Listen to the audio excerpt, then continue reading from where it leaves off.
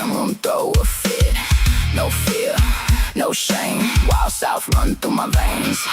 Still that wild child from the South. Still say exactly what comes out my mouth. Love danger, love bad decisions. Love men that move with bad intentions. If you want sweet, keep walking by. I'm gasoline, looking for a light.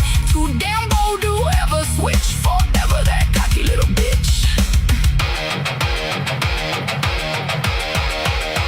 I'm a cocky bitch. Loose switch. Big mouth, ain't scared of shit. Too wild. Southern raised. Love bad boys, that's for the rage. Wild boys. Tattoo kiss. Whole damn attitude too hard to fix. One wrong look. That's your ass. Won't remember you. I throw you in the past. I throw you in the past.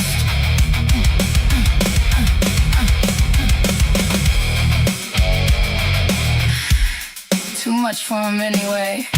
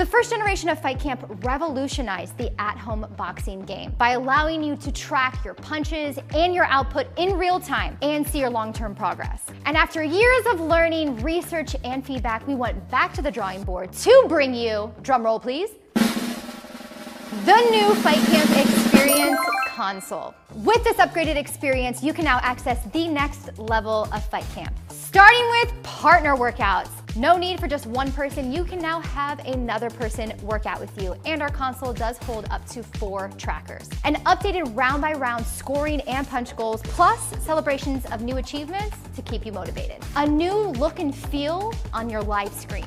You also will have simplified streaming, an easy step-by-step setup for a seamless experience. The console itself is also a charging dock, so you never have to worry about losing your trackers or them dying. As soon as you're done, stick them on it and you're good to go. Connect directly through an Ethernet cable if needed. And it's optimized for multiple accounts. In summary, if you like the first generation of Fight Camp, then you are going to love the new Fight Camp experience. So if you want more information, make sure you go to joinfightcamp.com to upgrade your experience today. This is Fight Camp, an interactive training camp from the comfort of your own home. Tutorials and guided paths walk you step by step through the basics and sharpen your technique over time. Punch tracking technology and leaderboards provide you built-in motivation to help you hit your goals. Learn more at fightcamp.com. The brain to perfect the body.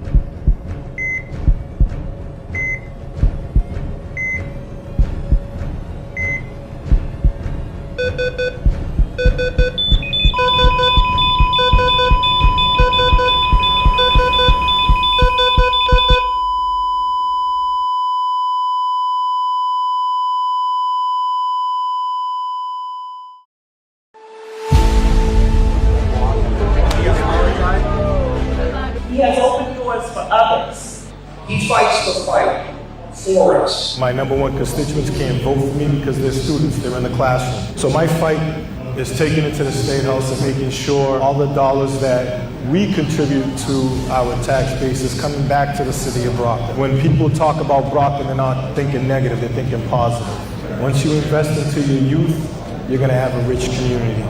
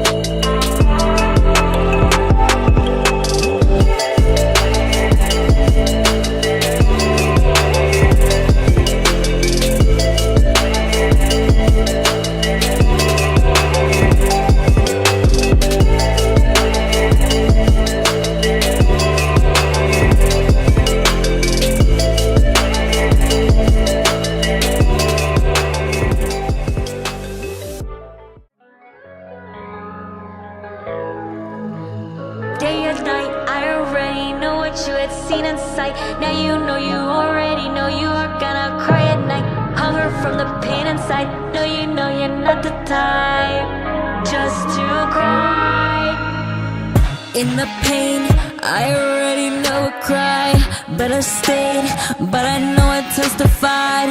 But it rain, Now you know I'm justified.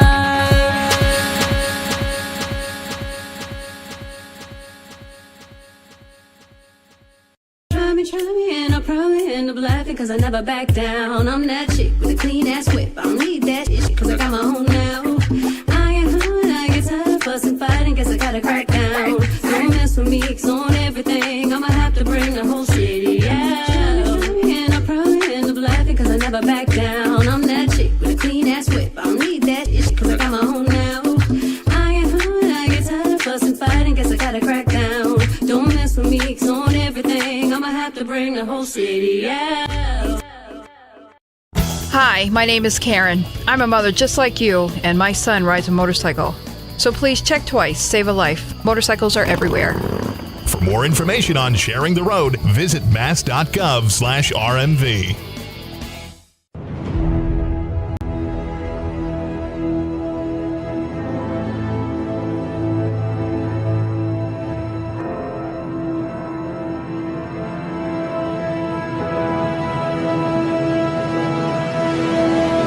Master Yoda I am. And listen you must to HulaZoo.com.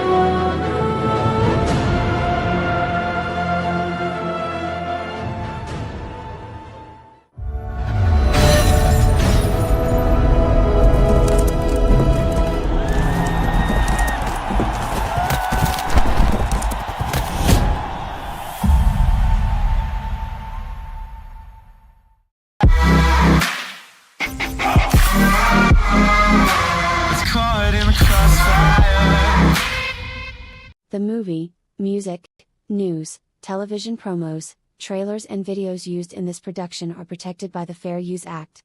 Section 107 of the Copyright Act. 1.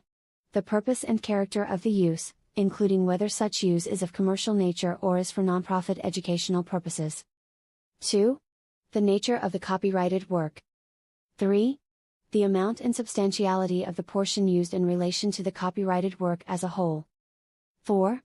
The effect of the use upon the potential market for, or value of, the copyrighted work.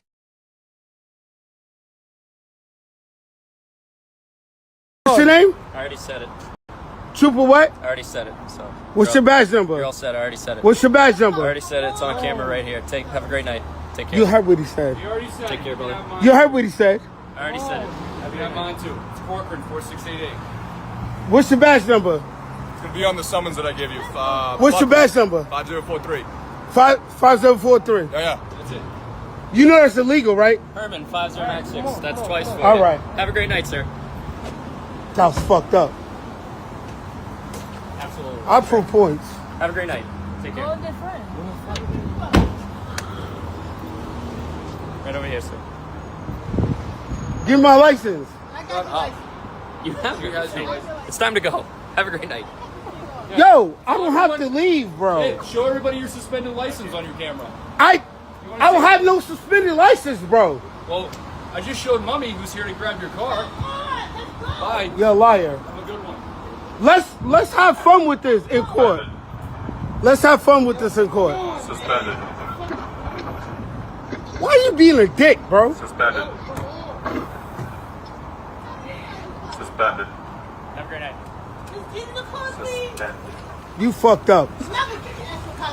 You said you pulled me over for no reason. Listen to Mama. You fucked up. Listen to Mama. You fucked up. You fucked up. You ain't going to jail, nigga. How you start this car? How you start it up? Press the button. Press it. There you go.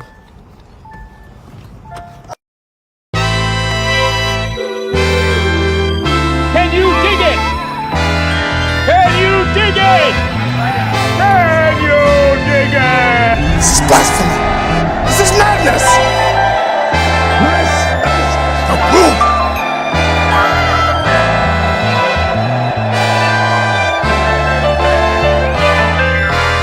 Broadcasting from the City of Champions, Brockton, Massachusetts, with your host, Keith Sinista1 Hayes.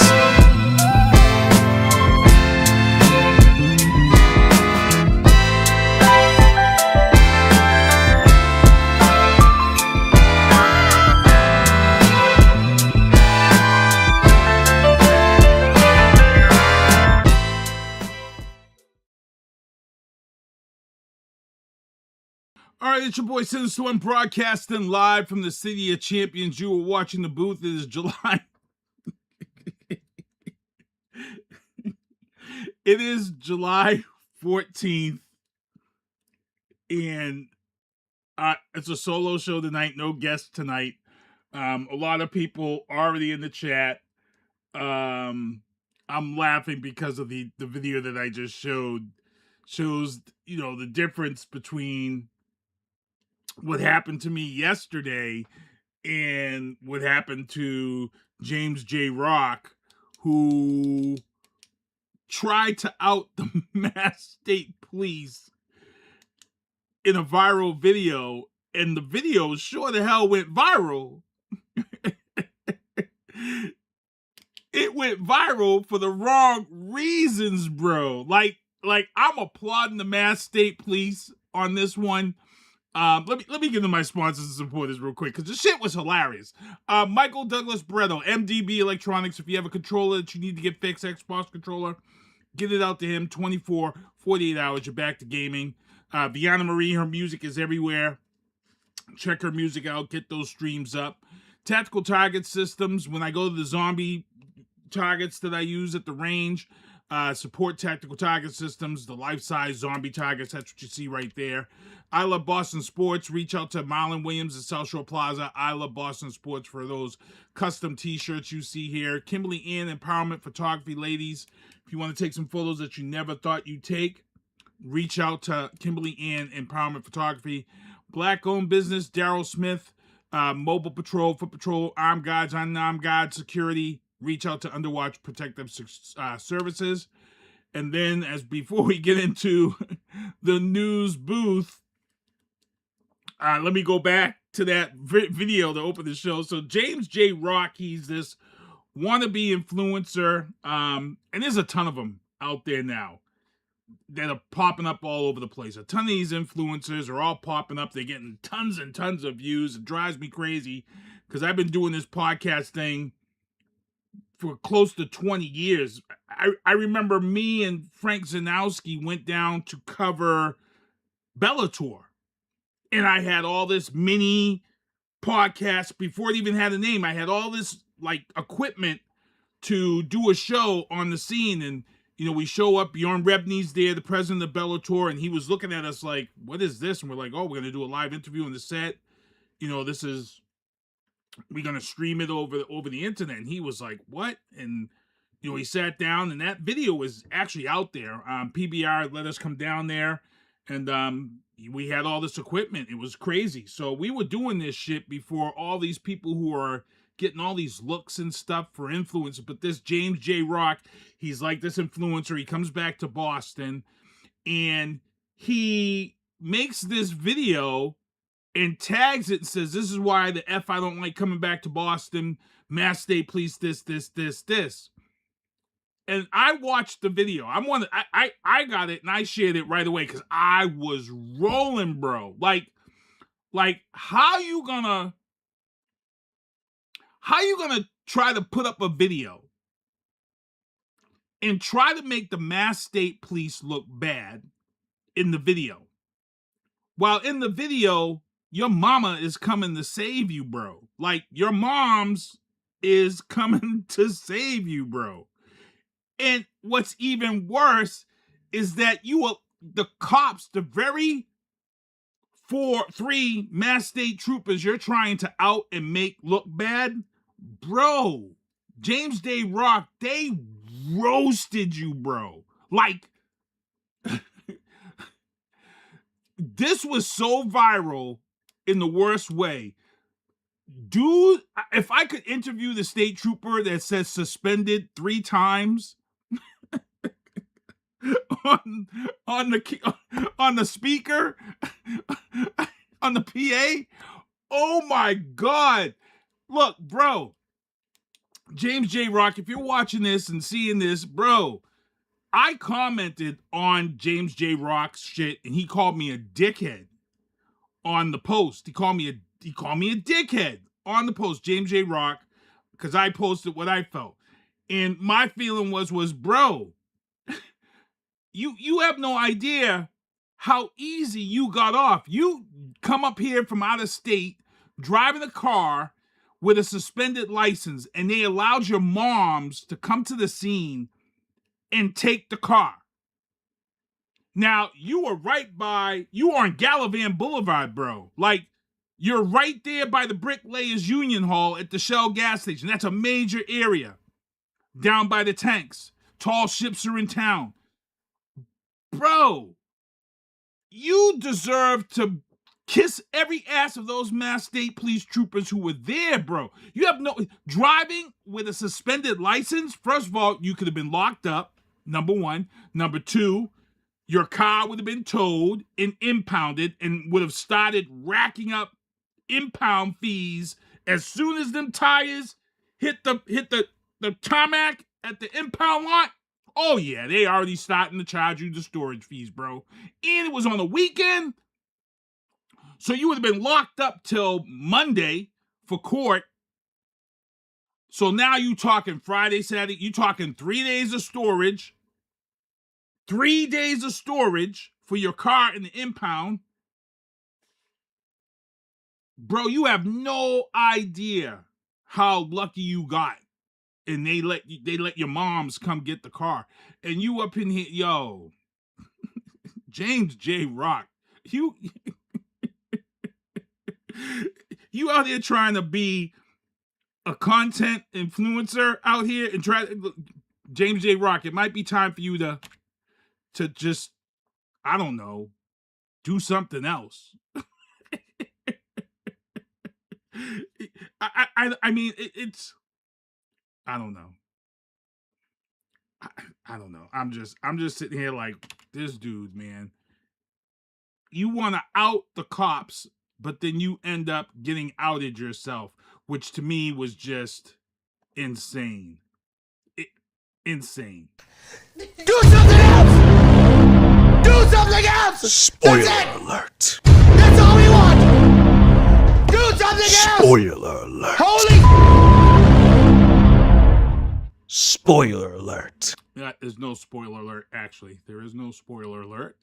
I hit that twice. That was my fault. But, James JRock, it was an epic fail, bro. Epic fail. And then you had to have your moms come get your car? Suspended. Bro, that state trooper needs the Massachusetts Award Roast of the Year. Suspended. 3 times. If anybody knows who that state police officer, please. But when we get into the legal booth, I'm going to explain how that's funny, because I myself was actually, I really shouldn't be laughing, but I myself yesterday was actually detained by Boston police and FBI yesterday. No joke. This isn't no joke. This isn't Sinista1 fooling around, pulling your leg. Nope. I was actually detained. Oh yeah, big time detained yesterday. We're going to get into that when we get into the legal booth. But let me get back into the news booth. In the news booth, we've had extreme heat today and tomorrow. So the Brockton cooling centers are open from 12 p.m. to 9 p.m. today. And then they're going to be open because tomorrow's supposed to be hotter. 9 a.m. to 9 p.m. The main cooling center in this area is the Brockton Public Library. Both pools are open. I believe I did see that the pools have extended their hours for this heat. So please beat the heat, stay cool, stay safe. As it says here, Brockton Emergency Management, Stephen Hook. Thank you for putting that out there. Also in the news booth, if you didn't know, the Brockton Police Station has now officially moved completely to Warren Ave.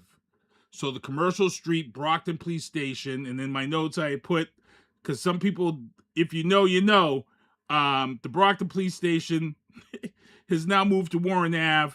It's time to make some dough on for the city of Brockton. Retirement stairs is no more. If you know, you know. A lot of Brockton cops out there probably laughing their asses off right now when I mentioned retirement steps. But anyway, if you know, you know. But it is now sold. It's not sold, it's closed. And they've completely moved out of it. Now, there is about, I want to say there might be close to 50 parking spots, maybe over 50 parking spots up there at that old police station on Commercial Street. And I was like, well, Brockton still owns that property right now. They own it. That's their property right now. Until whoever gets into the bidding war. I've already said it's going to be the MBTA, and it's probably going to be Douglas King, who's got quite a bit of condos in this area. So I think it's going to be a bidding war between those two. Back in 96 or 95, when they reopened that Middleborough line, that Old Colony line, the T wanted that building way back then. And for some reason, the city didn't want to sell it to them. And at that time, that building was outdated. Everything was outdated in that building. The infrastructure was outdated. The network was outdated. But for some reason, they wanted to hang on to it. And it's kind of a good thing they did hang on to it, because I heard that property right now is valued at $850,000. I can tell you right now, if the T and Douglas King get into a bidding war over that property, the city is going to get more than $850,000. That property is going to go over $1 million. It's going to go for over $1 million. They do have handicap parking there. That was up there at the police station. There are handicap spots. So my thing is that the city's dropping the ball right now. You've moved the police station out of there on Friday. You know what you should have did right away? You should have had the DPW, Brockton DPW, go down there, get rid of every police sign on all of those spots, get rid of all those signs, and then load all of those, take count of those spots and put all those spots in the City of Brockton parking app. Because I'll tell you right now, you do that, you're going to have people there first thing tomorrow morning, parking their cars there at $2, $3 a day. That's a windfall already. That's cash coming in instantaneously. I don't know why somebody in the city didn't think of this or jump on it. If somebody's watching this, let them know. Let them know you're losing money every day right now. Every day right now.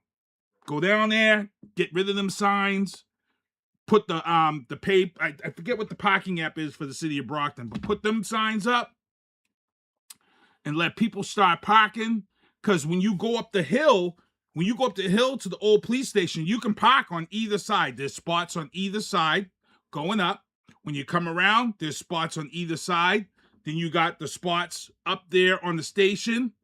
You come through and you got the spots there. You got double spots coming down, and then you got those spots in the front. I want to say there's over 50 parking spots. That's daily revenue for the city of Brockton. Please, please, please, if anybody's watching or something, get on it. Let them know. Get on it. Tell them. Tell Mayor Rodriguez. Let them all know. Let's go. Let's go. Let's get Pat Hill down there. With you got all these young kids that you just hired for summer work. Get down there. Take these signs down. Put the parking app up so people can start parking there this week. And that's ka-ching, ka-ching, ka-ching. That's money coming in. Free money. Parking. Let it come. Let it come. I know somebody will say, well, Bat's got their parking lot across. I think that's a city lot, but still, $2, $3 a day, that's easy money. So let's get on it, Brockton. Let's go. Also, big ups to Richard Ripley. As you guys know, I go back and forth with this guy, but I got to give props when props is due. Him and Steve Clay was able to negotiate a flyer that would let riders know about their rights, their passenger rights on the bus. Now, these rights and stuff, they're on the bus already in different languages, but he was pushing to get a flyer put out so he could put it in the high rises and the elderly buildings. And I agreed with that. That was something that he needed to get done. He wanted to get done, and I got to applaud that. So I give credit where credit is due. So Richard Ripley, Stephen Clay, good job. Bat made this up, and it's in 3 different languages, and Richard Ripley has been distributing these to the elderly high-rise buildings such as, I think, over here on the east side. He was down at Campello.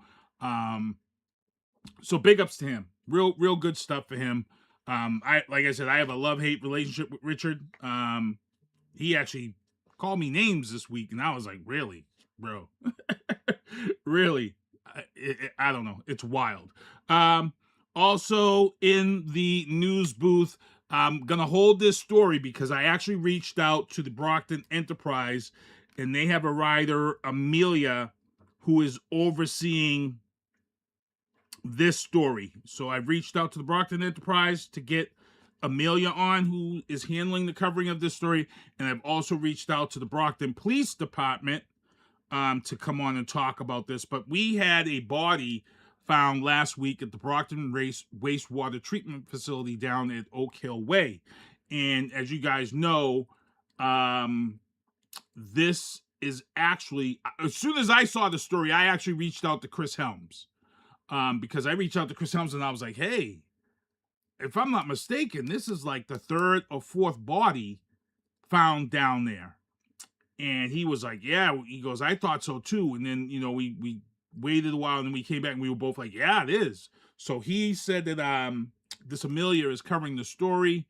I put a whole post up asking, hey, we need to start knowing, do we have a serial killer? Because when you look at some of this stuff, I mean, I watch a lot of these serial killer movies and stuff, and some of that's in my head, but when you look at this, so in 2024, you had 2 remains found, one in May, one in June, okay? One in May, one in June. Both men were reported missing, and both men were found almost in that same area.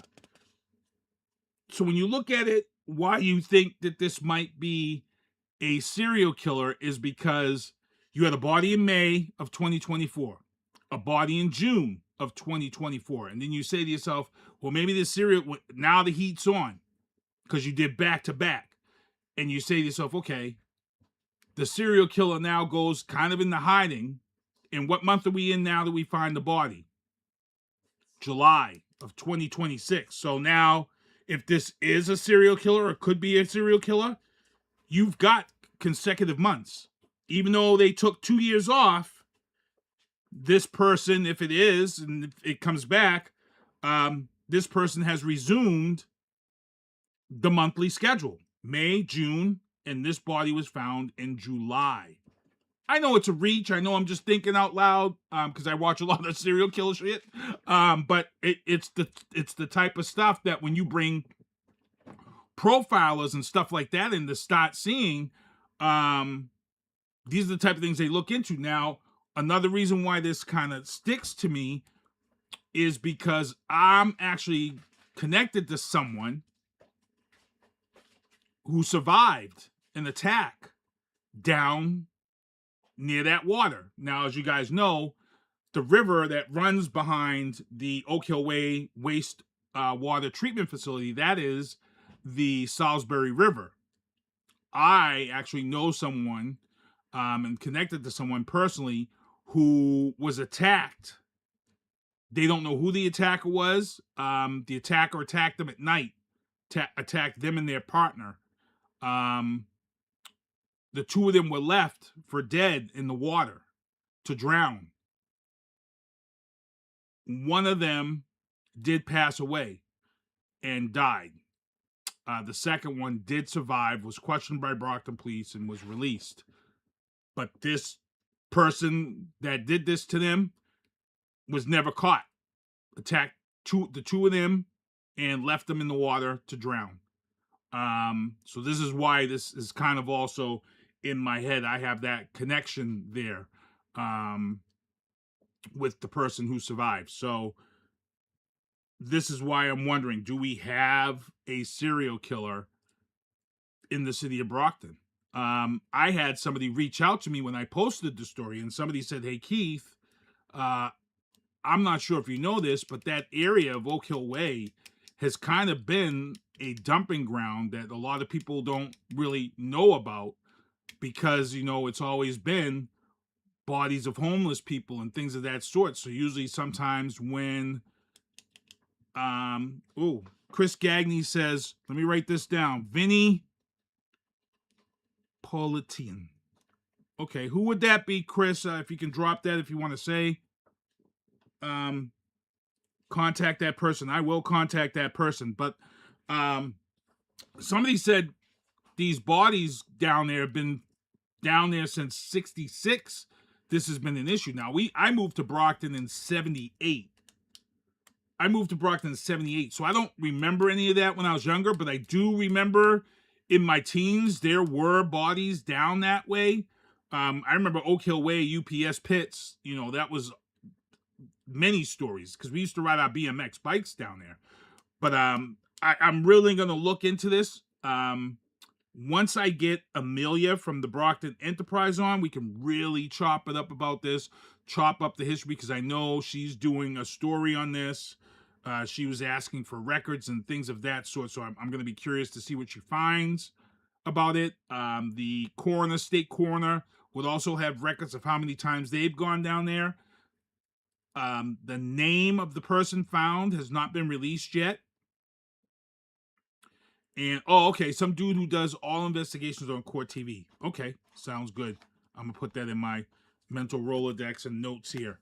But yeah, it's a scary thing because, like I said, we had a body in May of 2024, a body in June of 2024, and if this was a serial killer, it was kind of ballsy to do back-to-back, and then you take a couple of years off, and then you resume July of 2026. So now like I said, you have consecutive months now for bodies down there. You're still in consecutive months, even though they've skipped. Like I said, a profiler is going to take that into consideration. And one of the questions I wanted to ask, if I could get the Brockton police on here, I wanted to ask, when you have this situation, where you have multiple bodies, do you go back now and start looking deeper at the previous coroner reports? Because sometimes when you just have homeless people found, you kind of just go by the wayside and say, they were probably drunk, they fell. And you know what I'm saying? When it tends to be homeless people,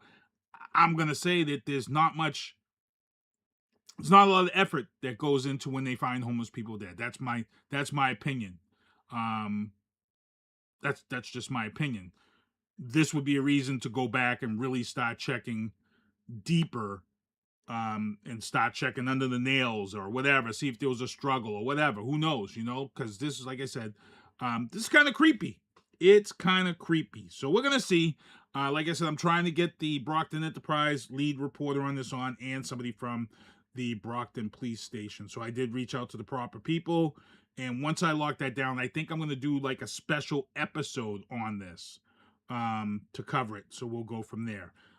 In the entertainment booth, I'm pretty ecstatic. in the entertainment booth here. Paramount Plus came out and released a teaser video featuring Freddy Krueger, with Freddy Krueger announcing that he is coming back. Freddy Krueger said he hasn't been here. And it's funny because they threw a little bit of politics in this shit. You know what? Shame on me, people. I'm sorry. Shame on me. I should have actually took the video so I could show it to you. But it's out there. Look it up. Freddy Krueger is coming back. And he says the reason why he took it off is because the economy and all this crap has been crappy. And there hasn't been anything to scare people in their dreams because reality has been doing the job for him. That was deep, bro. When Freddy Krueger said that, the reason why I haven't been in your dreams is because reality has been doing the work for me. That shit was crazy political talk, bro. Like that was crazy right there. But yeah, Freddy Krueger's coming back, and then Peacock, they dropped theirs today. Peacock, October 15th. Crystal Lake is the name of the streaming series. I always keep wanting to say TV, and the streaming series on Peacock. It is going to debut the month of my birthday, October 15th. Here is the trailer for Peacock's Crystal Lake. Now, what this is people, this series is based on Pam Voorhees right after Jason drowns, and everybody thinks that he's dead. His mother, everybody thinks he's dead. So this is Crystal Lake. Here's the trailer for you right now. Here we go.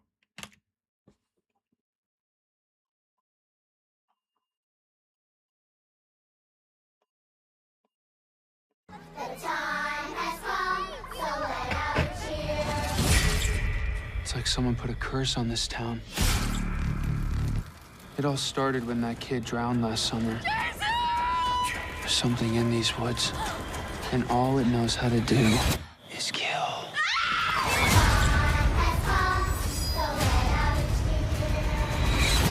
Mommy's here. Camp Crystal Lake, oh, we love you.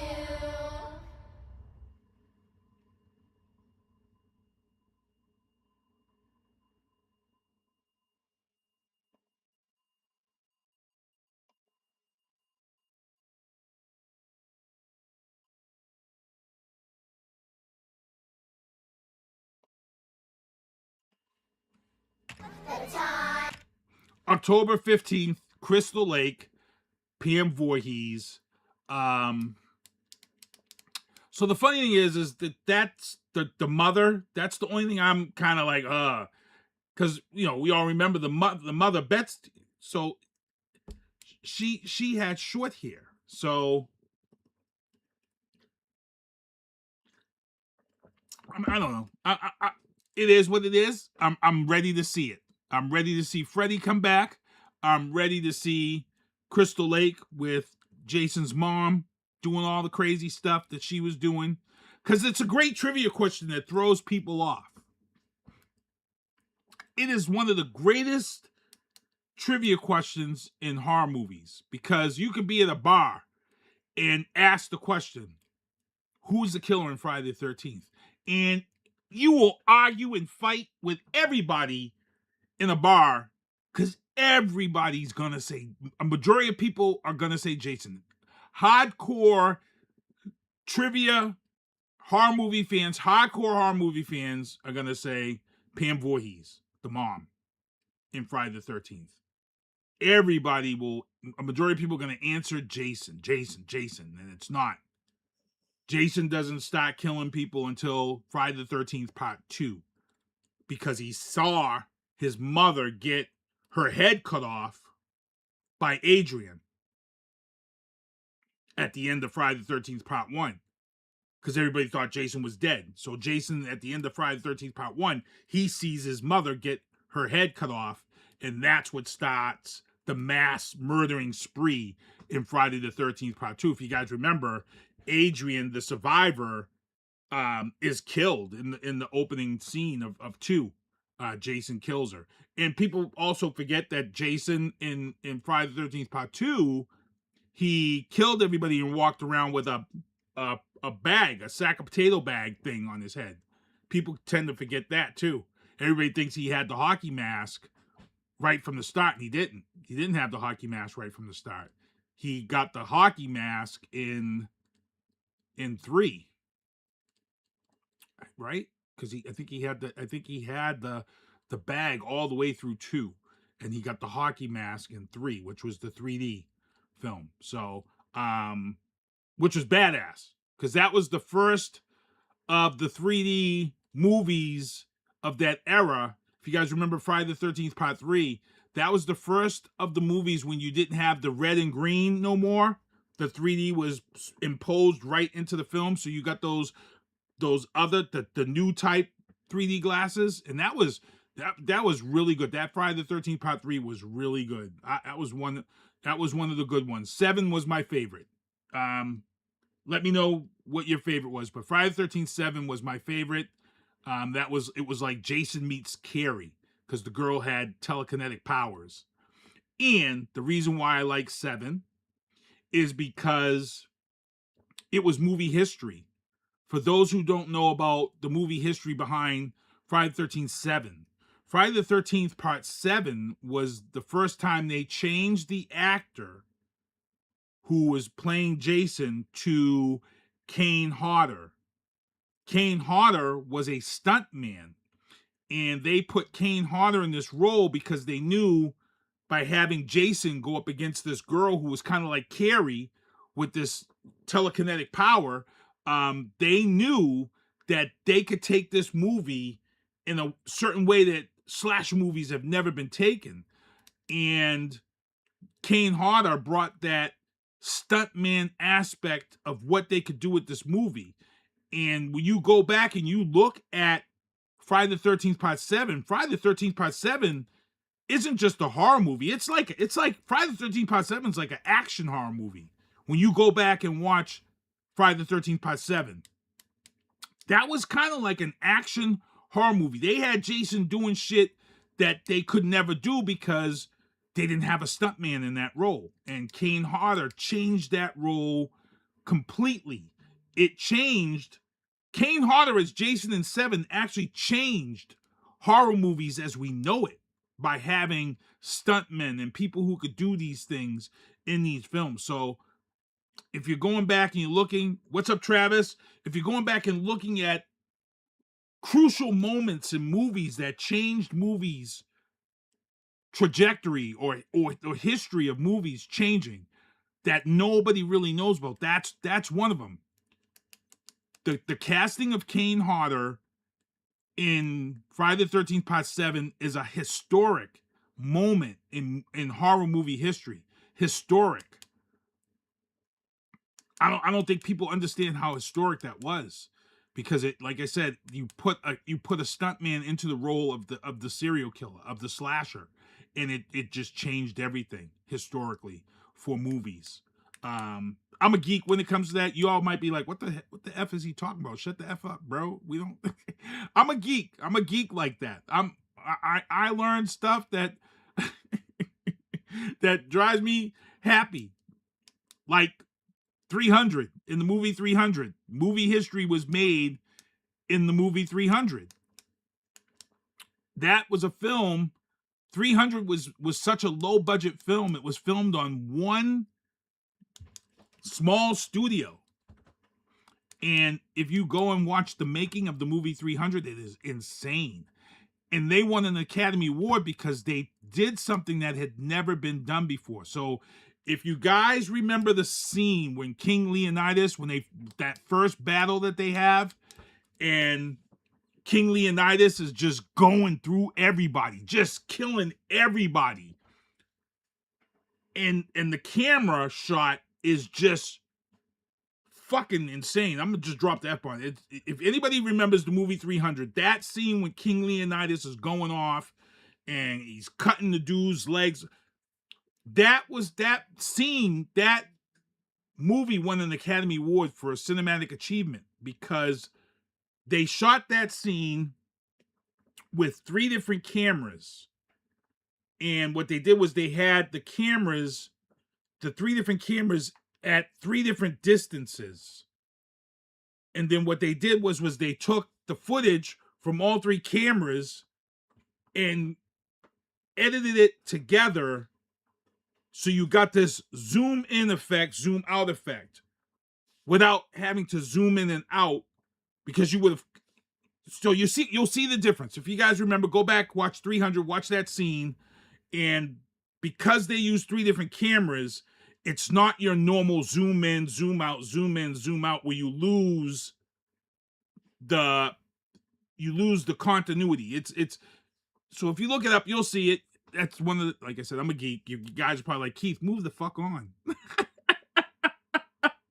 Y'all probably like, move on, bro. You boring us with this stuff. That's the stuff that excites me. I'm sorry. I'm so sorry. Also in the entertainment booth, Apple TV's Monarch, Legacy of Monsters is nominated for an Emmy Award for its visual effects. Legendary has been killing the Godzilla effects with all the movies. It doesn't surprise me. Legendary had to beg. Here I go. I'm going to get geeky again. I'm sorry, people. I'm going to get geeky again. Legendary Pictures had to beg and plead for sympathy from Toho to get the rights to do the American Godzilla here. Remember that first Godzilla film that has led now into Kong, Godzilla versus Kong, Legendary Pictures had to beg and plead for sympathy from Toho Films to get the rights from Godzilla because Toho was so angry at the US version of Godzilla that was made in 1991 with Matthew Broderick that they had said they were never allowing America to Hollywood to have the rights to Godzilla ever again. They were so pissed off at that Matthew Broderick Godzilla movie. Toho was pissed. And Legendary was like, hey, no, we're gonna do it right. And they did it. They did it right. Toho has been absolutely happy with what they've done with Godzilla here in America through the Legendary Film series, and now putting it with Kong, which was one of Toho's biggest American-Japan import fights for them was the Godzilla Kong movie. It was huge for them. But yeah, Apple TV's Monarch Legacy of Monsters has been nominated for Emmy Award for visual effects. It doesn't surprise me. It might even take it home. Season 2, to me, was a good season. It was better than 1. A little bit more of the kaiju was in this. So I'm really going to be rooting for them to take home this Emmy for visual effects. But then in the same week that they announced this, we get dropped the Godzilla -0 official teaser trailer from Toho, featuring Godzilla -0, the follow-up from Godzilla -1. And if you guys haven't seen Godzilla -1 yet, you need to go see Godzilla -0 in November and check out Godzilla -1 now. I had movie night in my backyard last year. I watched Godzilla -1 3 times in the backyard last year. I watched it one night.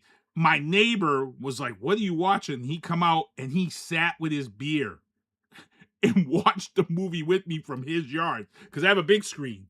And I put the movies on the big screen and hook up my DJ speakers. So it's like being at the drive-in when I do movie nights.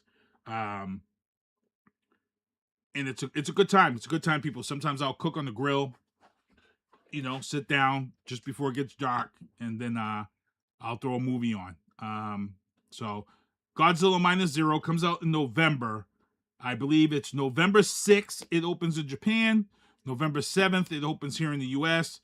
And I was hoping, I had wished that I wanted to go see Godzilla -0 opening in Japan. I was planning to try to go with my son Ty, because Terrell doesn't fly. But Ty's like, Dad, if we go over there, we got to go for 2 weeks. We can't go over for a week. And he's right. So Japan is on my bucket list, but I need to see a Godzilla movie open in Japan. I need to feel that excitement, because Godzilla to them over there is a serious thing over there. Godzilla is huge over there. Godzilla movies are what you would say is woke here. When you watch Godzilla movies from Japan, they've always been about bashing their government in there. When you go back to 1976 and look at Godzilla versus the Smog Monster, that movie right there was put out there because of the pollution in Japan. And the Smog Monster was their way of outing, the government about the pollution there. So when you go back and look at Godzilla films, they've always been kind of woke. When you go and watch Godzilla -1, it's very interesting because Godzilla -1 takes place after we've bombed them, after we've dropped the bombs on them. But there's no mention of the U.S. dropping bombs. They call it raids. They give it a whole different name. And then there's this whole bashing of the Japanese government and this and that.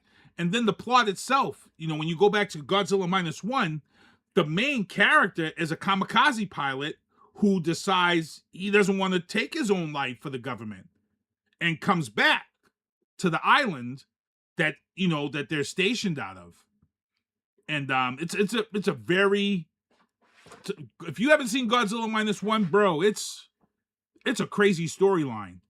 and I can talk about because we're past we're past the whole spoiler thing, but Godzilla -1, the main character is a kamikaze pilot who chickens out, feels his life is worth more, and he comes back to the island and he freezes up, and when Godzilla comes and Godzilla wipes out the entire island. And then what happens is that this guy, he ends up with survivor's guilt. He's battling survivor's guilt and PTSD from this Godzilla attack. It's crazy. The whole story's crazy. You gotta check it out. It's there's a reason why it won the Japanese equivalent of Academy Awards in Japan. The writing, the acting, everything is top notch in Godzilla -1. If you haven't checked it out, please check it out. But I'm probably gonna do like I did the last time when I went to see Godzilla -1. I went with a lot of people who watched this show. We went when we had Godzilla versus Kong. I actually rented the movie theater out and invited 20 people out. I might be doing that for Godzilla -0 now that I can't go to Japan. I might do that. So if you're interested or thinking about wanting to see Godzilla -0 as a group, please let me know. Drop in the chat. I'll write it down and let you guys know. In the sports booth.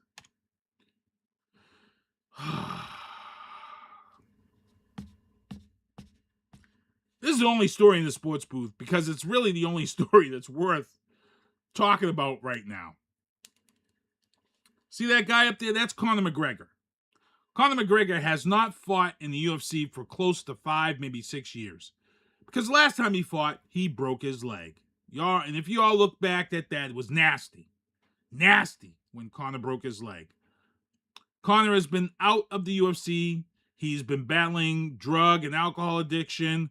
He had a rape charge that he had to fight and he paid his way out of. He got addicted to his own Proper 12 whiskey and had to wean himself off of that. And then he decides, I'm going to come back and take on Max Holloway. And Max Holloway, for the 5 years that Conor's been out, Max Holloway's been fighting constantly, consecutively. So if there was anybody in fight shape for this fight that everybody sat around and waited for since 5 p.m., and what happens? Bro,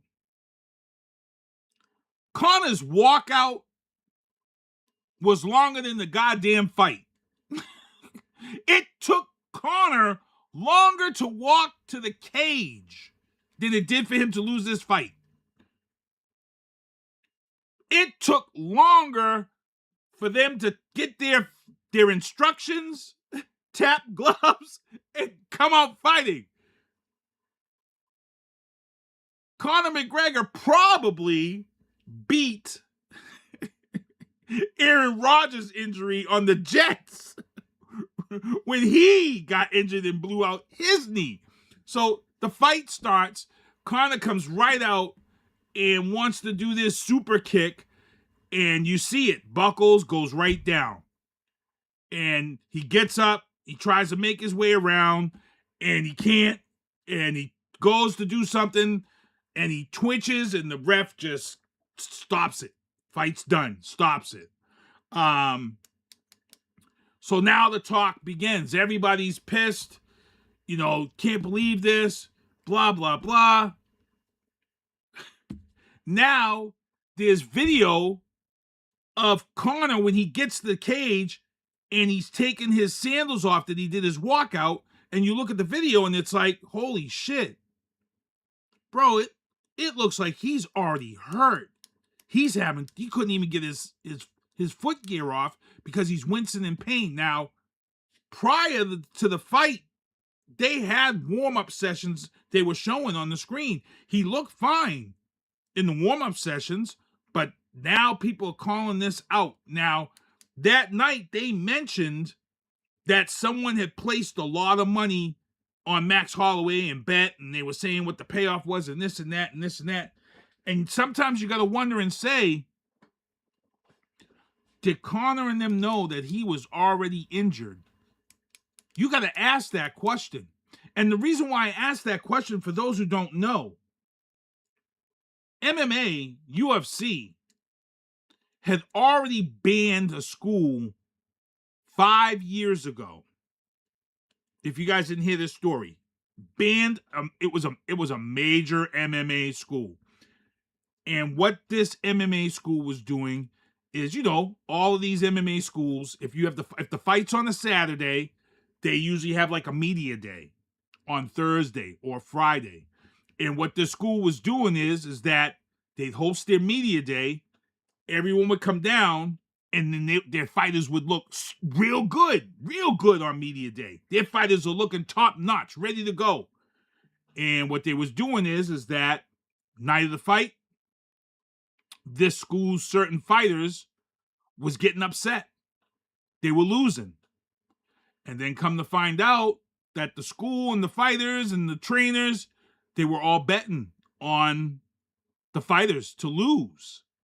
So in other words, these guys, these fighters were going in and losing fights and making all this money on the other end. Dana White did a good pulling damage control. They kept it quiet. Only a few people saw the story, but the school was banned, closed up and banned from any other MMA fighters. If you look it up, you'll find the story. The story's out there. It will tell you the school that was caught up in it, but that's and you see these stories already. You see stories in Major League Baseball. You see the stories in NBA. You're seeing the stories in the NFL where you've got these guys betting on themselves or betting, certain ways. And there's a whole thing out there about the Miami Heat and the poker game thing, and how guys were shaving points to pay back their poker debts. All this crazy stuff. So you got to wonder. I'm like, sometimes you got to wonder now. Like, if he knew he was hurt and you just say, hey, you got to find somebody that's not. If Conor was to do this, he's got to find somebody that can no way be connected to him. But now you've got this. You've got this now to place bets. You're not going down to a seedy side of town and placing a bet with Joe Rockhead or, you know what I'm saying? It's all right here right now. It's all right here. You don't have to go down and worry about losing your life. It's all right here. You can place bets any time of day, 24/7, right through your phone, as long as that account isn't connected to Conor McGregor. Who knows? And this is just an opinion. I'm not saying I know anything. I'm just saying this is my opinion. If Conor knew his ACL was already blown out,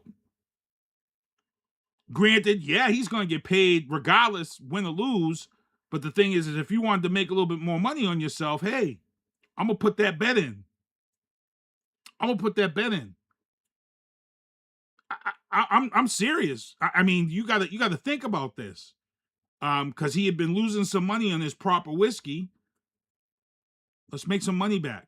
All you do is have somebody place the bet somewhere. Make sure that person who does it is not connected to you. And there you go.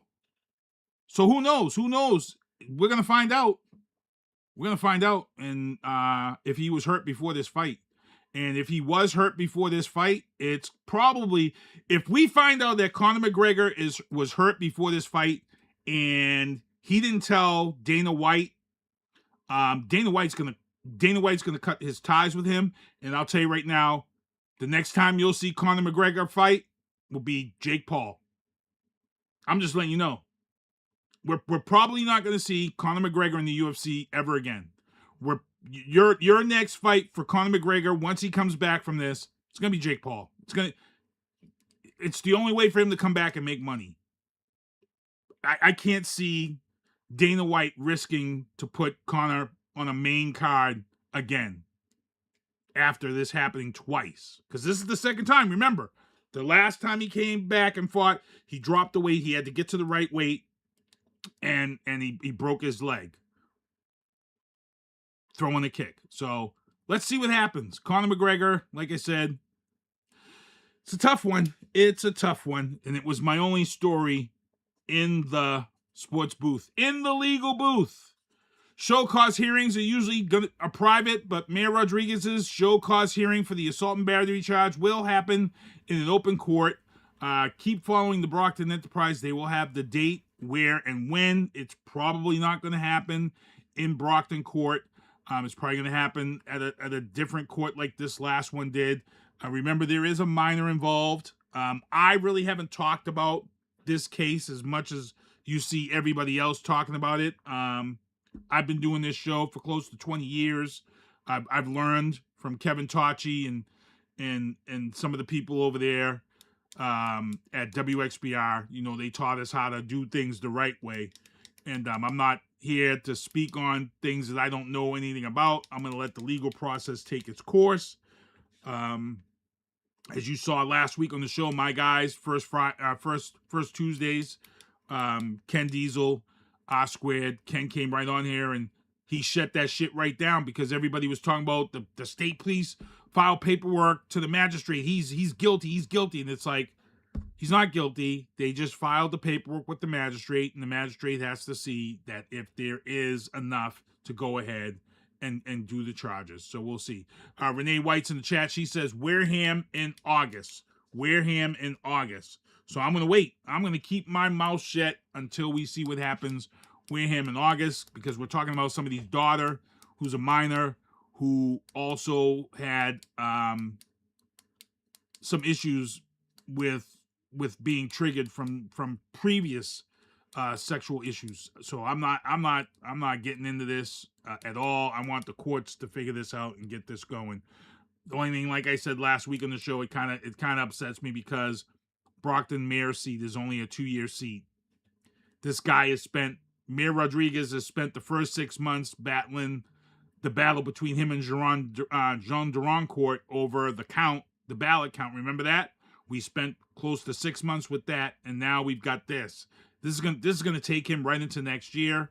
And in my opinion, I don't think I would see him running for re-election because there's so much misinformation. There's so many people that are against him now. So it's gonna get real interesting about if he decides to run for re-election next year. So it's really, really been a tough situation. So I actually reached out to Nelson Fernandez, his chief of staff, and I would love to just get him on and speak with him about a couple of things. I'm not here to. I want to ask my own questions. So, also in the legal booth, here we go. Here we go, people. As you guys saw the video before the show, there's a right way and there is a wrong way. Because your boy Sinista1, I got jammed up yesterday.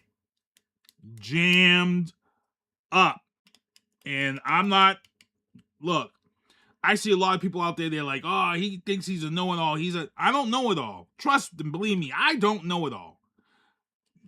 My dad told me that if you know something, you fight to the end if you know something and you truly stand by it.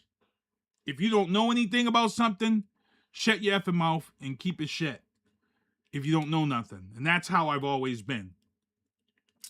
So yesterday, and I seen a lot of people on my page and they don't read. The people who don't read or don't look at shit when you post it, oh my God, that pissed me off. Z-Man says he might run for mayor. Need a lot of money. I ran for Ward 5 and the money that people were pulling in from donate, it was just ridiculous. It's crazy. Anyway, so here's what happened, people. Here's how Sinista1 got jammed up by the Boston Police Force and the FBI. And there's a lot of shit that I learned yesterday about our government. Oh my God. Now, before I get into it, I do know our government has a lot more control over shit than people do realize, because when the Boston Marathon bomber happened, people forget internet was just coming around, just getting popular. But I remember being here, sitting at my house, and I remember losing my internet. And that was because when you now get all the stories about it, that was because the feds shut down the entire internet in Massachusetts during the Boston bomber situation, because that was when the chase happened. They ran over the cop, what happened was that everybody was on social media and was telling where they were, where the cops were, where all this was. And the feds were like, that created an unsafe situation for the police. So what happened was that I remember I was here at my house on the internet, and I was following people on and going to their pages and seeing the shit that they was posting. And then all of a sudden, no internet. No internet. And come to find out, the feds shut everybody's internet down until they killed the brother, and then they caught the other one in the boat. But the internet was shut down by the feds, and no one had access to the internet. So now, fast forward now to yesterday. Tall ships are in town. FIFA's been in town. FIFA, I knew I wasn't going to fly anywhere near FIFA. I didn't want any part of it. But now I'm like, okay, the tall ships are in town. I need some good B-roll footage of some of these ships. I work at Logan. Now, I already knew I can't fly at Logan. I've never been able to fly at Logan. I have a DJI drone. I just upgraded from a Mini 3 to an Air.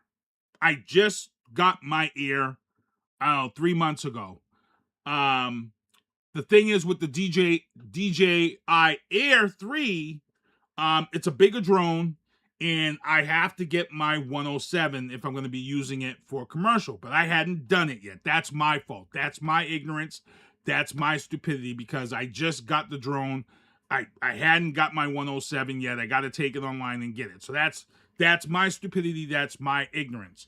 But because I'm still learning how to use the bigger drone and fly and maneuver it, because it's a different drone than the small drone. So anybody who knows drones and flies drones, you have a controller. I can't show you the controller because the FBI has it. I'm looking for shit that ain't even here because the FBI has it.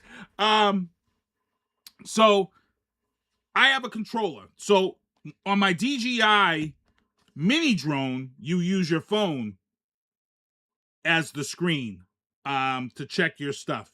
On my DJI Air 3, the controller has a screen and everything on it. So when you go to fly a drone, when you go to first fly a drone, it does a whole systems check, area check, and all that stuff.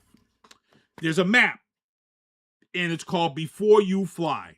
Before you fly, it will tell you if you're in a safe zone or a red zone, which is you can't fly at all. And then there's blue zones, which means you can fly if you filled out. There's a thing that you fill out and says that you allow them to do whatever. They monitor and check everything anyway.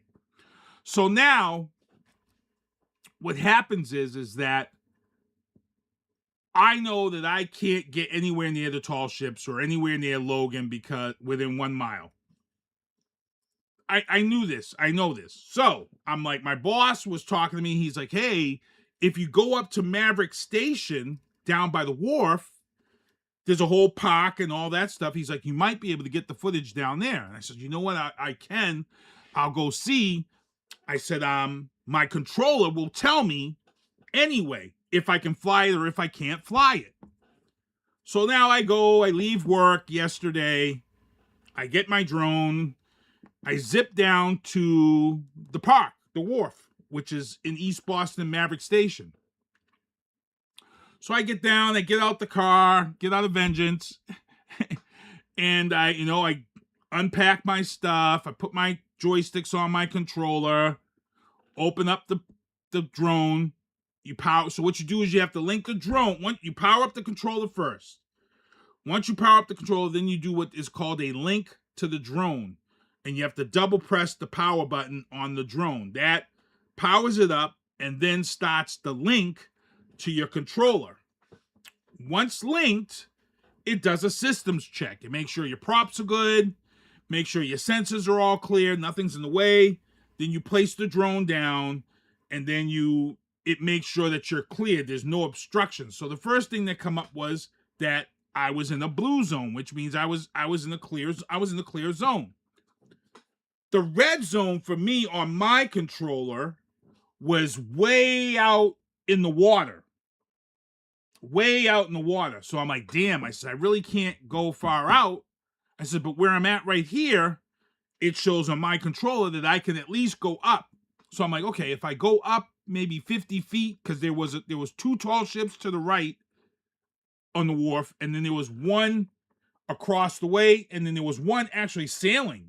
So I'm like, damn, this is going to be a good B-roll shot of me getting this. I says, what I'll do, I'm just going to go straight up about 50 feet, and then I'm just going to use my zoom and zoom in on the images and capture that B-roll.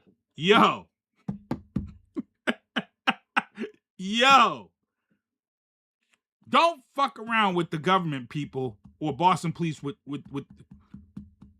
Yo. I put my drone up. I don't even think I was 5 minutes in the air. I don't think I was 5 minutes in the air. I'm standing there, and all of a sudden, this car flies up behind me, and I thought they was going to hit me. And all of a sudden, this Puerto Rican dude gets out, and this white chick gets out. I'm standing there, and I'm like, whoa. Guy's like, is that your drone? I'm like, yeah. He's like, Boston Police. He has his badge. He's like, bring it in. I'm like, yeah, sure. Shit, no problem. So I bring it in. It's coming down. He's like, how long has it been up there? He asked me, how long has it been? I said, dude, I just got it up. It hasn't even been up 5 minutes. They were testing me because they already knew. After we talked and all this stuff, they already knew. They already knew how long it was up. They were just checking to see what type of person I was. I know how they profile. Frank can probably attest to this. So the guy's like, how long? I said, look, only 5 minutes. I said, I had just put up. He's like, did you fly it out? I said, nope. I said, my red zone is here. So I pulled it back. We landed it. He goes, yeah, we need to talk. I'm like, okay, damn. I'm like, shit, this dude, now the white cop, she's looking at me, the female cop. We bring my stuff over to the wall. He starts asking me all these questions and stuff. He's like, you know you're in the TFR zone, right? And I'm like, no, I'm not. He's like, you are. You're in the TFR zone. You know what that is? And I'm like, no. He's like, it's a temporary flight restricted zone. TFR is a temporary flight restricted zone.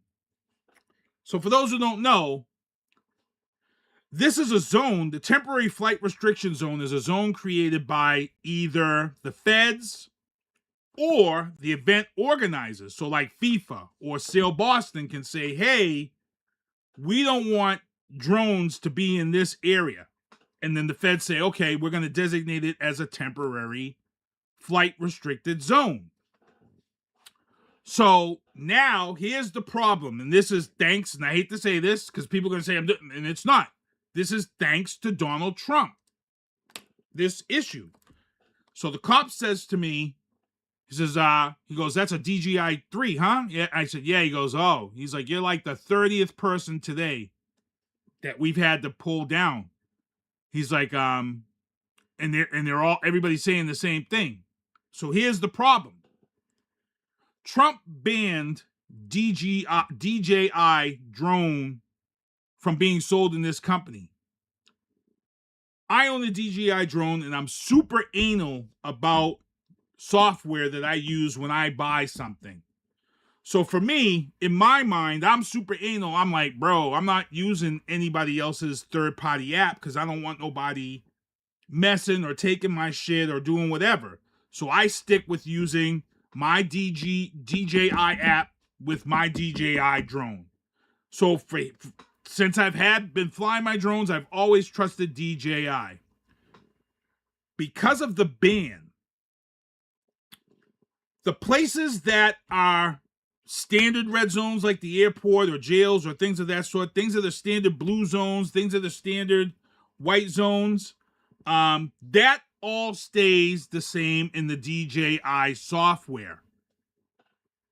When you have TFR, temporary flight restricted zones, guess what, people? because of the ban, the government doesn't give that info to DJI, but it does give it to the other softwares, third-party apps. So DJI doesn't get it right away. So what happened was that on my controller, it was saying I was in a clean zone. I can fly. I can go up and fly. In the other apps, which this police officer showed me right out the gate, he showed me Lance. He showed me Before You Fly, which is now bought out and is under autopilot. They showed me that I was in a red zone. So I was in the red zone. I'm like, whoa. I said, I apologize. I said, dude, if I had this app, I would have never put my drone up in the air. I swear to God, I would never put it up if I had that in my app. I said, but it was showing. He goes, I believe you. He goes, I believe you. So we sat there, we talked. He's like, but here's the problem now. He goes, you violated the TFR.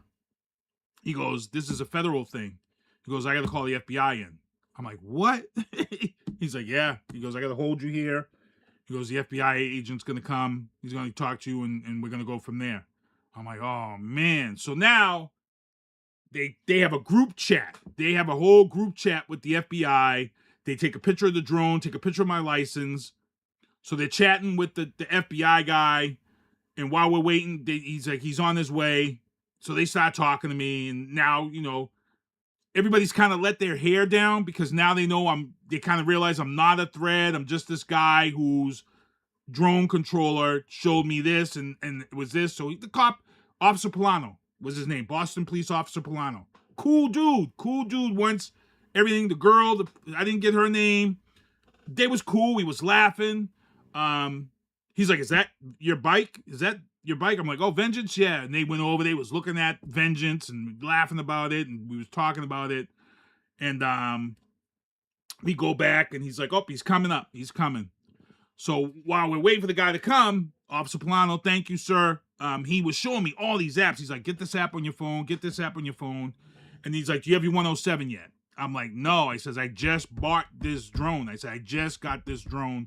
I said, I just haven't had a chance to get around. I said, I DJ, I do all this stuff. So he was like, yeah. He's like, yeah, that's going to be the problem when the FBI comes. I'm like, okay. So now the FBI, this black SUV pulls up, small SUV pulls up, and the guy gets down. You guys saw the guy, FBI officer John Bartolomucci. He's the task force officer, strike force. He gets out the truck, you know, big white dude.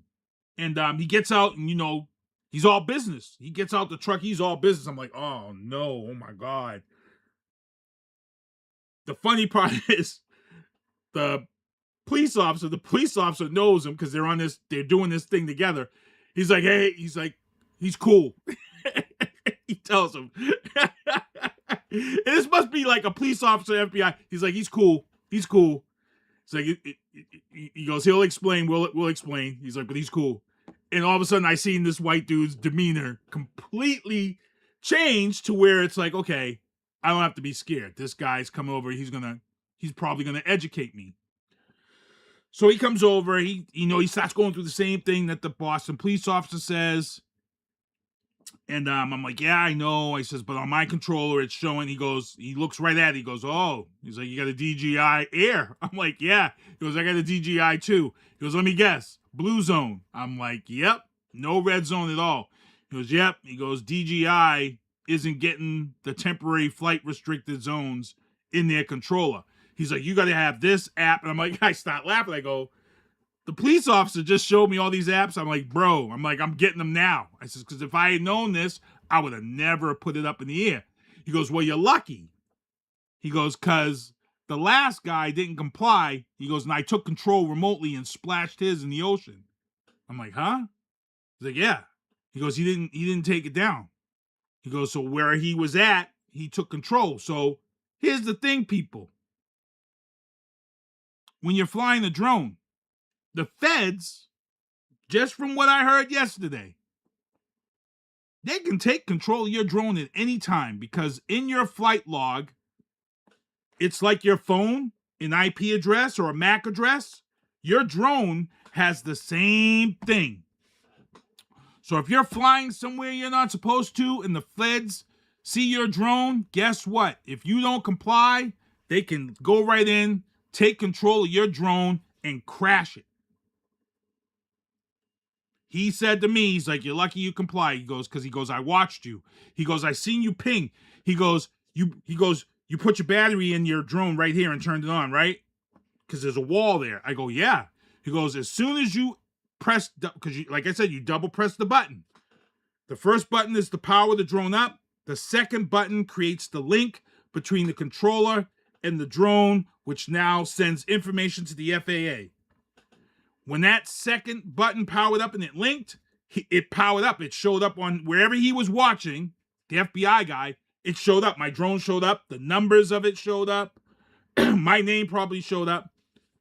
And the funny thing was before the guy got there, before the FBI got there, he says, yeah, he's from Utah. And then the Boston cop says to me, he goes, what are you doing here from Utah? What's your business? I said, no. I said, I live in Brockton. I'm from Massachusetts. And at first I wasn't thinking.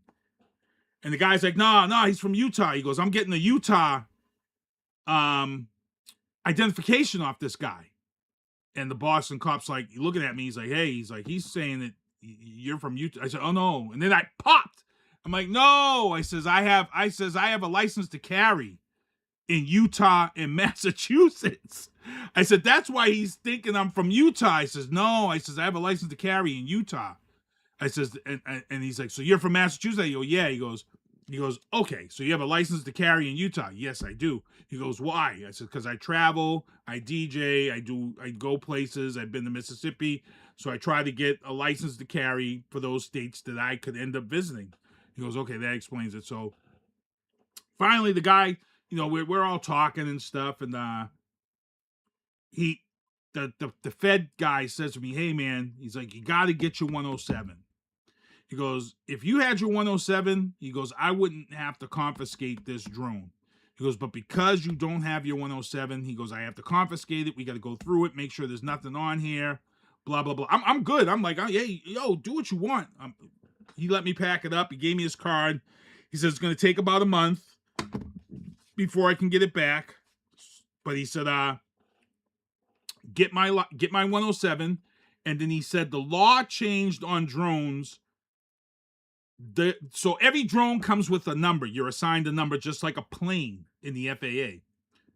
That number is inside the battery compartment of the drone, and it's also in your controller. That number of your drone that registers with the FAA is in the drone. He told me the law changed. You now have to put that number on the sides of your drone. So when I get my drone back, I'm going to have to put the numbers on the side. So as you guys see there in the picture, that was the zone, and that's where I was at. I was dead center in the red zone, in the TFR zone. I didn't know it. So now I know. Now I know to have multiple drone apps, and I can't trust the DJI app. I can't trust it because after using this app for 5 years, it failed me. And it failed me because of this thing with Donald Trump. So that's kind of scary. And that's why I showed the video earlier with the comply. But it's crazy stuff, people, because, yeah, it was scary. FBI, Boston police, it's scary stuff. We all had a good laugh. We sat there, we chatted it up. I actually told them a story about my buddy Ron Drago, who flies a drone also, and I told them about him at a gym he was at, and he was flying his over the Boston Marathon because it goes right by his gym, and the state police had come right in. And he was like, how the hell did they know? And they're like, we knew as soon as you put it up. So I actually called my buddy Ron while I was on the phone to let him know, yo, I just got jammed up.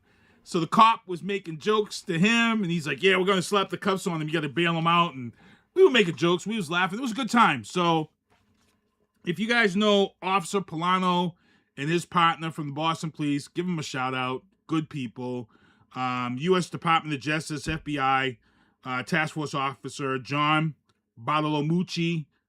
Good dude. Yo, when you comply, and just be honest, bro. Like, I was honest. Like, my controller said I was in a clear zone, and they checked it out, and they saw that it showed it.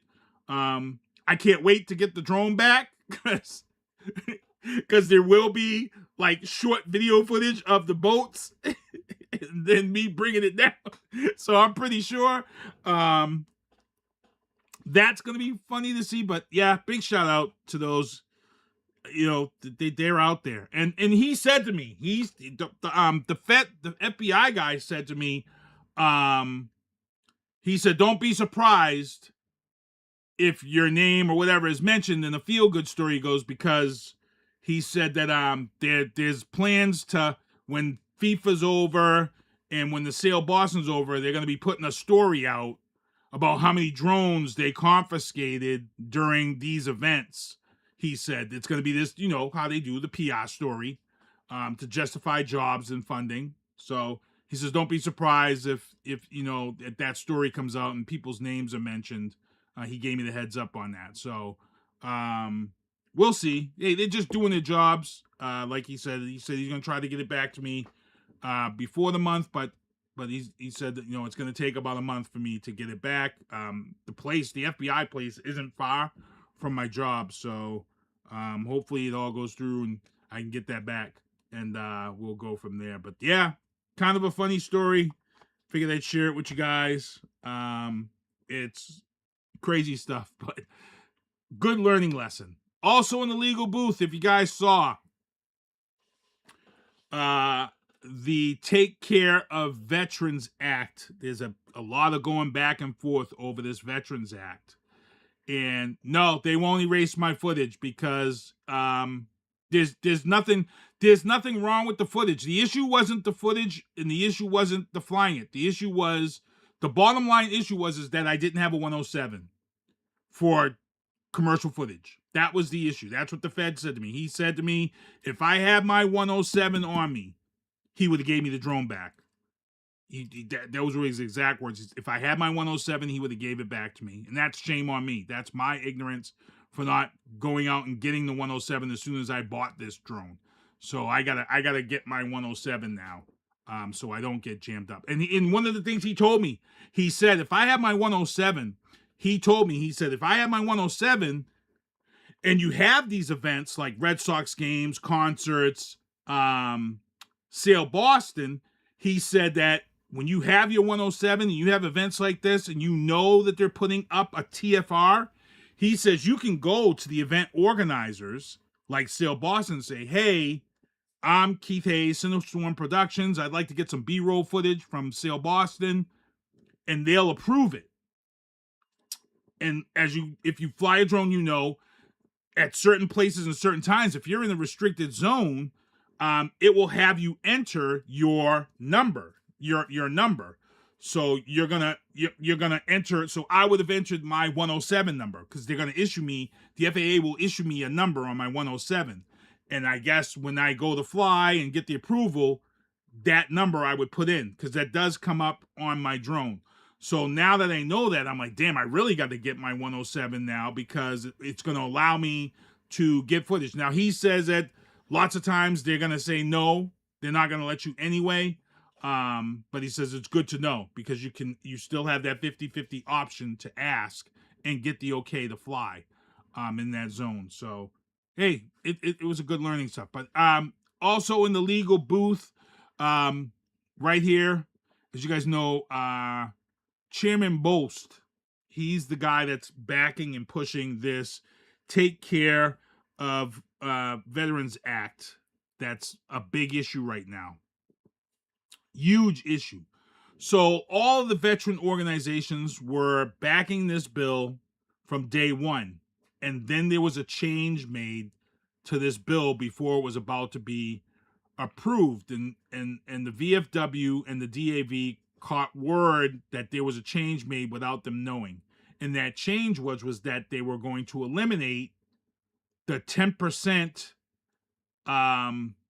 status to cover sleep apnea and tinnitus in future claims. So if you were already in the system as a veteran and you were already getting claims on this, you would still get it. This was future claims.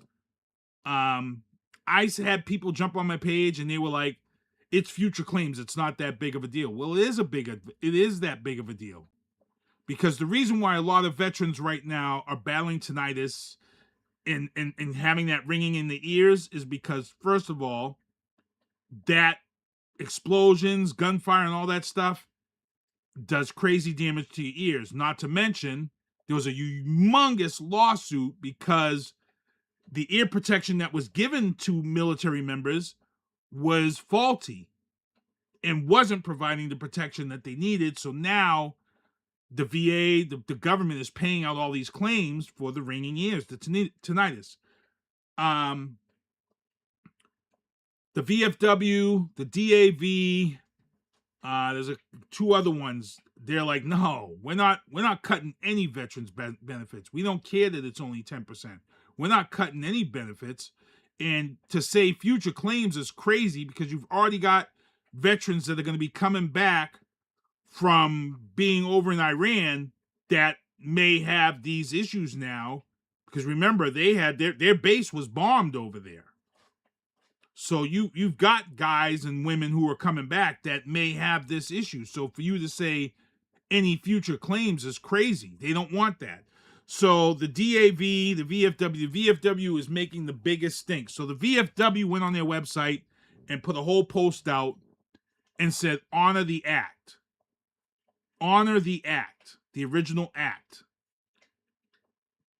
This is where, again, this administration gets ugly.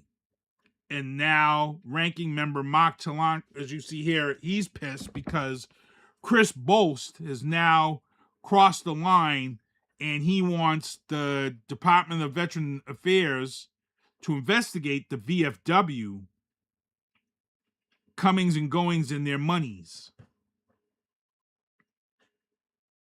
This is dangerous, people. And I see people out there right now already fucking bashing the VFW. Like, screw them, this. And I'm like, you're not in the military. You have no idea what the VFW does for veterans, bro.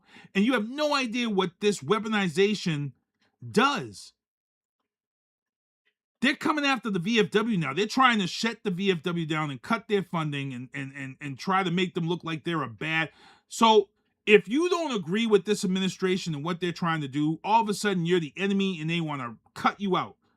The DAV is now standing beside the VFW. So don't be surprised if they try to go after the DAV. The American Legion spoke out. I'm trying to remember. The American Legion spoke out in support of it. They feel like they need to get this done. The Iran-Iraq War Veteran Council, they're totally against it because they've got people over there right now that are going to be coming back, and they want to make sure that they're covered. So I know Travis is in the chat. I know Z-Man is in the chat. A lot of people are over here talking about the ringing in the ears isn't that big of a deal. They can live without it. You can't say that. You're not a veteran. You don't know what these people go. There have been veterans who've committed suicide over tinnitus. There's been veterans who've committed suicide who can't deal with that ringing in the ears constantly anymore. So for anybody to say deal with it, fuck you. I'm just saying that. I'm just putting it bluntly. Fuck you. You have no idea what it's like to sit in a war zone and or have your base attacked and then have your eardrums ruined for the rest of your life, and for you to say deal with it, fuck you, bro. I've seen you all on my page talking about it. You have no idea what veterans go through. And you all seem to forget that this administration, when they first ran and got all the votes they needed to secure the presidency, one of the things they said is that they were going to 100% take care of these veterans. America first, veterans first, they said. 100%, they said. And now they're turning around and You're weaponizing the Veteran Affairs to go after the VFW and try to cut their funding and take their funding away. And these are all volunteers. These are businesses that they work off the little bit of funds they got. Travis just did a whole thing about cuts at the Massachusetts OVA, which is part of this whole thing. It's a big issue, people. You don't get it. This administration promised to take care of vets, and they've completely flipped it around. They're talking about veterans losing their houses if this goes through. It's crazy stuff, people. So pay attention, because the DAV right here is telling people right here, the DAV wants you to know that the Take Care of American Veterans Act would reduce future benefits for up to 1.5 million veterans by as much as $57 billion over the next 10 years, because they're eliminating certain things to be put through as future claims. Again, we've got people deployed right now, and because I saw somebody on my page said tinnitus and sleep apnea is outdated. It should be off the books. What are you talking about, bro? Like, what do you mean it's outdated and should be off the books? I think Z-Man had said on my thing that he had sleep apnea. He's a veteran. Y'all dumb. So the DAV is telling people no. Vote no on HR 9237. They're telling the House and Senate to vote no. It's going to get ugly. Like I said, the weaponization of the veterans and trying to go after the VFW, that just woke up a lot of organizations like the DAV, because they know if you can come after the VFW and try to discredit the VFW after all the VFW has done for veterans over the years, get out of town. The DAV is like, no, we're not standing for this. No, we're not standing for this. Nope. So this is going to get real interesting. Keep your eyes on it, people. This is crazy stuff. Also, in the legal booth, ICE is at it again. ICE shot 2 civilians in less than a week. They shot a father down in Texas. And then in what I think is the scariest video I have yet to see of ICE is up in Biddeford, Maine. Biddeford, Maine, they shot this man in his car, dead, and then you pulled him out the car dead and put the cuffs on him while he was dead to make it look like he was alive. And these videos are scary. They're horrifying. The Houston mayor did a whole video, and he was pissed because the feds came in and took the information, so they can't do a proper investigation, which is wrong.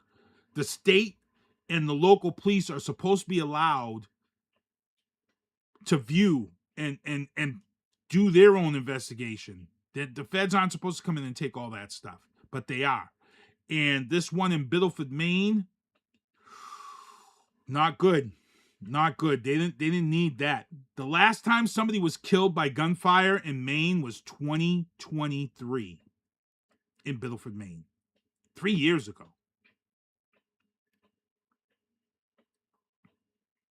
This person in Biddeford, Maine was killed in their car, handcuffed while dead, and they left the 3-year-old child in the back seat. So what has happened now, people? ICE has now been told that they have to pull back on the traffic stops. You think? You fucking think? People, America's getting tired of people being killed in their cars and things not being done properly. Z-Man says they're not agents, they're murderers with badges. That's tough. That's tough. That's coming from a retired police officer. That's tough. They're not properly trained, for one. Scary. Scary stuff. So we've got 2 civilians dead now because of ICE again. And as I said, they've now been told that they need to pull back on the traffic stops. They need to pull back on how they handle it. And it's a serious, because ICE, they're in unmarked vehicles. You're driving around and all of a sudden you've got somebody trying to run you off the road or somebody you don't know.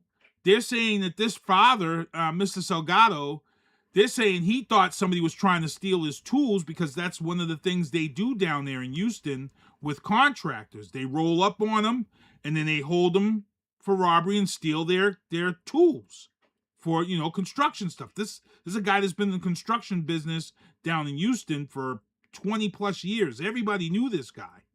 So it wasn't like this was a guy that, you know, nobody liked or whatever. This was a known guy. He did a lot of construction on people's houses, and now he's dead because he thought they're trying to steal his tools. They claim that he tried to ram them, but there's no video of that happening. The scary part of this, people, is that in both of these situations, no body cams. And Tom Homan was asked about this, why there was no body cams on these ICE agents like there's supposed to be. And you know what his answer was? He blamed the Democrats and the shutdown. He said that they were due to get body cams, but because the Democrats forced the shutdown, it slowed down the process of the ICE agents being able to get their body cams. Ninja, please.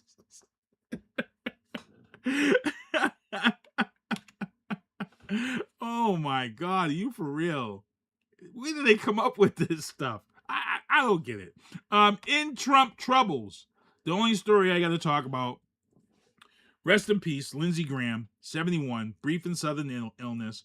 I'm not going to come out here and talk bad about him like everybody's all of a sudden, because I feel like karma works both ways, people. I understand Trump and Lindsey Graham said some stuff about people when they passed away. I'm not that type of guy. I feel like karma's going to come for you either way, so you shouldn't show it. It is what it is. The timing is sketchy, though. There are some people talking about the debates and controversies because he was just over in the Ukraine, or he was overseas and checking out areas, and people were saying that Russia might be responsible for it. And it's funny because, you know, they're saying it was only 48 hours after he was over there. And the funny thing is if you guys ever watched, go on HBO, and there is a documentary called Navalny. I think I'm saying it correctly. Watch that video. This was a guy who was going to run against Putin for presidency, you know, over there. This guy had a good chance that he was going to win. And he died unexpectedly. And the stuff that they were saying that how he could have died is kind of like the Lindsey Graham thing. One of the things that the Russian KGB can do is they get into your hotel, and one of the things they do is they put this gel in the crotch area of your underwear. And that gel can't be found, it can't be detected, but what it does is that your crotch area in men, it sweats, it heats up, it sweats. And what they do is this gel, they put it in the crotch of the underwear, and then when the assassination target comes back to their hotel, gets a shower next day, puts on their clean underwear, now you're walking around during the day, and that heat and that sweat activates that gel, and then that gel gets into your pores and gets into your bloodstream, and it creates a cardiac arrest that's undetected and looks like you suffered a heart attack and died. That's one of the things they do, the KGB. Crazy. Another thing they do is that they can have a person in the same room with you, the KGB, and they have what they call is a dissolving needle. It is a small thing, a gun type thing, and it has a dissolvable needle. And what they do is when they get into range, they can shoot that needle into the heart. And then that needle dissolves. It's the poison. It's whatever it is, and it dissolves into the heart, creates cardiac arrest, and makes it look like you've died of a heart attack. Undetectable. No one knows because this needle. Look it up. It was a great documentary because I'm like, holy Jesus, how many people have we known in politics that have died from cardiac arrest, and everybody just says, oh man, that's a heart attack, blah blah blah blah blah blah. And it's like, maybe it wasn't. Maybe it was some CIA shit. Maybe it was.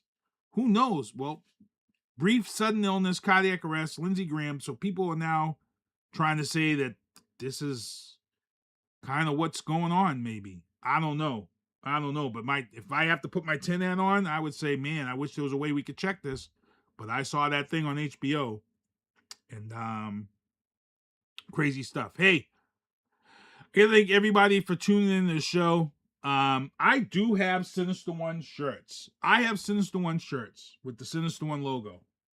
I have some black ones and I have red ones. I have two red ones large size, and then I have two smalls and two mediums black with the Sinista1 logo on it. I'm probably going to be giving them away, so if you're in the chat, if I have your size, first come, first serve. HBO, what's that title spelling again? Yeah, you know what? Let me drop it in the chat. Let me go in. I'm going to go on my phone right now. It's a damn good film because they tried to silence this guy's wife. And it was on HBO.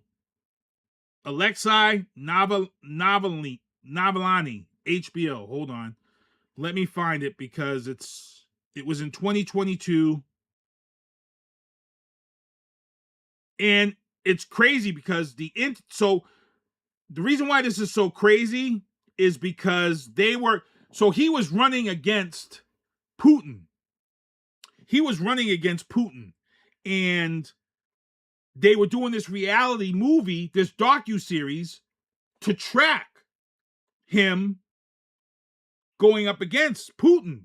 So they were filming this. Whole thing, and he still ends up dead.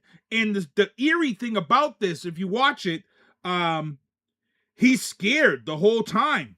I'm dropping the link right now to you guys. You just go to HBO and watch it. I just dropped the link about it. When you watch this, it's scary because there are some times during this filming of this reality, this docuseries, that there are attempts on his life. And he's with his wife and his daughter. And, there's this whole, they go to some place and all of a sudden they switch where he's supposed to go.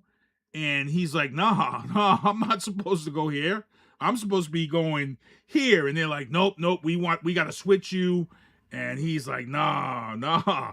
It's really good. If you all haven't seen it, I dropped the link in the chat. It's really good. It's a good hour and 40. It's a good hour and 40 something minutes, but it goes by quick. And when you watch this, people, you're probably gonna be like, wow. It's going to really make you start thinking about this Lindsey Graham thing because it's really good. If you guys haven't seen it, Z-Man, if you haven't seen it yet, I know you'd like it if you watch it. It's really good. The guy speaks American, which is funny. He speaks very well. His wife, big props to her, and the daughter. So check it out. It was back in 2022. This guy was a huge threat. He was a threat. They were saying he was going to take that power from Putin, and he ends up dead. So that's it, everybody. I got to get ready to get out of here. I actually went over what I was supposed to do tonight. I'm actually almost 2 hours into the show tonight. Wow. Those are the banners, beanies. Those are the shows I produce. Maddie C's was on last Sunday. Episode 500, Travis Partington, Oscar Mike Radio, this Thursday night. Drafting the Circuits tomorrow night. We have Jesse Wuji on. Ride the Bat Bus Free has been extended till, I believe, September, October. Again, the Brockton Cooling Centers till 9 p.m. tonight, and then till 9, from 9 to 9 tomorrow. And as I said, the Manning and Cosgrove pools are open till 7. I will be DJing the Showcase and Ride Out show at Mom's on July 18th. The Brothers Foundation ride is July 25th. I got to see about getting that family on the show to talk about this ride on the 25th. My ride is the Shriners Ride. That takes place August 1st. More Than Music, GIs presents 4 to 8, August 8th. That's featuring Malik Williams in Boston on Market Street. Slingshots to the Summit, that's Ron Drago's Slingshot event, August 8th and August 9th. We're going to be taking a ride up to the White Mountains. And then the Broken Chains Biker Church car show that I have been talking about, that's been canceled. They actually sent me this to make sure to spread the word. And then August 27th and 29th in Danville, Indianapolis, is the 10th annual Savannah Strong Memorial Ride in Indianapolis. Manning Pool is open again. They've extended the hours till 7 p.m. because of the heat. Downtown Brockton Arts and Music Festival takes place Saturday, September 12th from 1 to 7. Live music, local artists, vendors, and food trucks. And then the Boston Pizza Festival takes place September 19th and 20th at Boston City Hall Plaza. Every pizza of every type will be there. Brockton Arts Paint Nights, join us for the last Saturday of every month, 7 to 9, Enzo Flats at the Gallery, 50 Center Street, $20 per person. And that's it, ladies and gentlemen. I want to thank everybody for tuning in the show, everybody in the chat hanging out with me. If you guys drop that HBO show and watch it, hit me up. Send me a private message. Let me know how you like it. Like I said, I love good stuff like that. I love stuff like that. So with that being said, SpongeBob, do me a favor. Get ready to take us home, but make sure everybody shows up to the Mom's event on the 18th. And then I'm doing a private event. I think I'm doing a private event on Sunday. Sunday. I'm doing a private event. So thank you, everybody. SpongeBob, do me a favor. Take us home. Well, see you next Tuesday. Thank you for listening to The Booth on Hoobazoo and HatcherRadio.com. Please follow the Facebook page and subscribe to the podcast at Apple Podcast, iHeartRadio, and Spotify. The Booth is a Sinista1 production hosted by Sinista1. I've got to start hanging out with friends that are a little more intelligent and understand politics and stuff. It's just that I'm up on this level up here, and all my friends are down here. Me, nah. You guys, nah. Maybe a little more down in here. Screw you guys, I'm going home. I smoke, I drink, I do my thing. These bitches hating, so you know I got to make it plain. Don't do cocaine with your chick, my main. We stick together, true forever, yeah, you know we bang. I miss those days, which was easy. If only I make it, keep this shit on repeat. Now that I done upgraded, I've been upstate, but y'all think I'm playing. And I got a hit now for these weak assholes who think I ain't slaying. Try me, and I'll probably end up laughing, cause I never back down. I'm that chick with a clean ass whip, I don't need that shit, it's like I'm my own now. I get hurt, I get tired of fussing, fighting, guess I gotta crack down. Don't mess with me, cause on everything, I'ma have to bring the whole city out. WHOOBAZOO, that's Hoobazoo.com. Enter website.